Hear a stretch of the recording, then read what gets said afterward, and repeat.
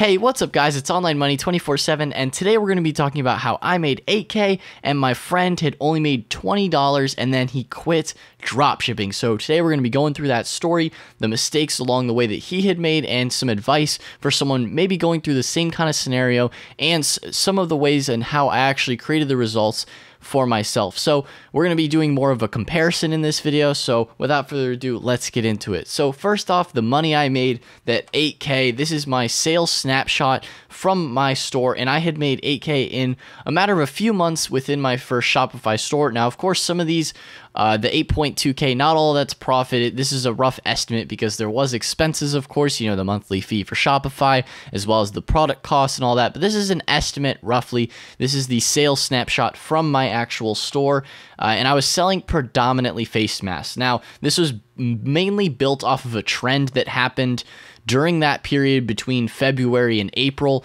of when I was selling this. So if you guys were to go and try this product out, you probably would not even make that many sales because the way that I was marketing it worked for that window when it was a really hot item. Same thing with how people had sold fidget spinners when it was really, really hot. You know, if you were to try and go and replicate that now, it wouldn't really work the same way. So I don't recommend you guys to try it out, but I'm just letting you know that is how I had done it. And during that time, my friend was like, "Dang, Sonny, you're making money. Well, let me see if I could make the same money by selling all these face masks." And so we were selling these face masks, and he had started to sell the same face masks, actually. And I was like, all right, cool, whatever. If he can make money too, that's awesome. But he had only made $20 and then quit. And so today we're going to be going through why. Why exactly did he only make $20 and then quit? Now, when he was seeing the results, the thing that I did differently from that 8K results was the advertising strategies, the store setup, and the patience and persistence. So we're going to be going through each of those in this video on why exactly I was able to succeed and he did not when he was starting out his store. So first off, the advertising strategies. So when he was advertising his products, he predominantly did it through Facebook. Now, you can succeed with Facebook, but usually in the beginning, it's a little bit harder. It's easier to do Instagram influencers or hashtags and stuff like that and build out a following there. And that's what I found to be successful. Although in the long run, you do want to move into Facebook for retargeting and stuff like that. But at least starting out, you know, you can still succeed with Facebook, but you know, I had used Facebook targeting in the beginning of this niche, the beauty niche for the face mask, and it barely worked because a lot of people had already done it. They were already making a lot of money when the trend had started from doing Facebook ads. So I kind of found like a little niche that people didn't really do when it was a hype product. And so he was trying to do what everyone else was doing, and it didn't really work that well because everybody else was trying to sell the products through the same exact kind of Facebook ads. So you want to try something different. And so he had stuck with Facebook, and I got creative and did Instagram marketing, and it ended up working out really well for me. Now, this is a very case-per-case basis because if you were to analyze this for some other situation, it might not exactly apply. So, you know, when you're trying to figure out your store and advertising strategies, try everything. But what I saw was that a lot of people were doing the same Facebook stuff, and then getting creative with Instagram was what worked. And so that's what it takes, is analyzing your advertising strategies. Don't get comfortable with one thing because if you're probably not going to get that good of results. And I had still posted the products on Facebook. I just want to let you guys know that I did still post them on Facebook for SEO purposes, because when people search the products on Facebook, they'll sometimes come up, and I got a few sales from that. I think it was like $100 in sales. Not crazy good at all, but hey, you know, it's still an extra $100. That's cool. Moving into the store setup, this is something that he actually did improve upon a bit initially, but not completely. And this is something I see a lot of beginners have problems with as well.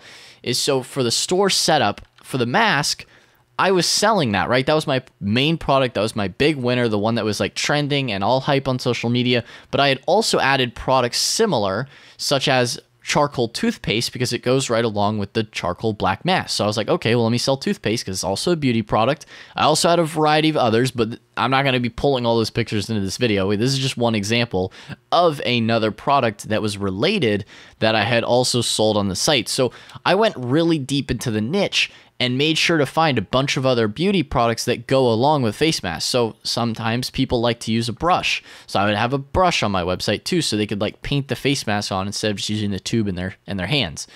So some people bought that. Some people would buy a toothbrush with the toothpaste. Like those little things you got to think about what people might also want if they're going in and impulse buying these kind of products. So you want to go really deep in the niche and find products that relate to your main winning products so that people will just make a huge cart and add all these things to the store. Because I had many different times where like salons would actually order from my site and buy like 10 of something and then buy maybe like 4 of another product just because they were stocking up, because they're like, oh, look, there's this too. You know, like people buy extra things when they're shopping.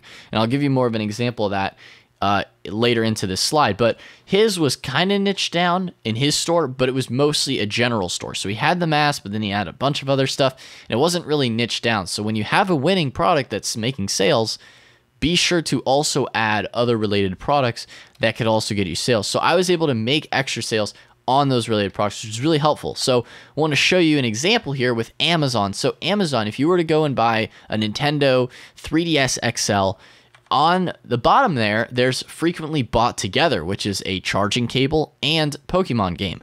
So it's like, hey, you should also buy this too because it goes with it. And that's something you could do on your own Shopify store as well, is have other products that kind of go together, because people see it and they're going to spend more money. If you want to get that average order value up because you make more money, you know, if you add those extra products, that's going to be better for you in the long run. So definitely do that when you're making your stores. And lastly, probably the most important thing really is the patience and persistence. This is the most important thing with any business you're trying to start, really, not even just Shopify, but any kind of venture, is the patience and persistence. So as you could see in the beginning there, from December to January, sure, I had some sales. You could see that there was sales there, but I essentially made like no money at all. I was maybe just barely turning a profit, but mostly in the red. Because I had spent a lot of money on Facebook ads, didn't really find anything to work that well. I had made some sales. It just wasn't a good day. And I had spent 2 months breaking even and losing money effectively. But then after putting in the work day in and day out, it eventually paid off because I found something creative that had worked within Instagram for that viral product.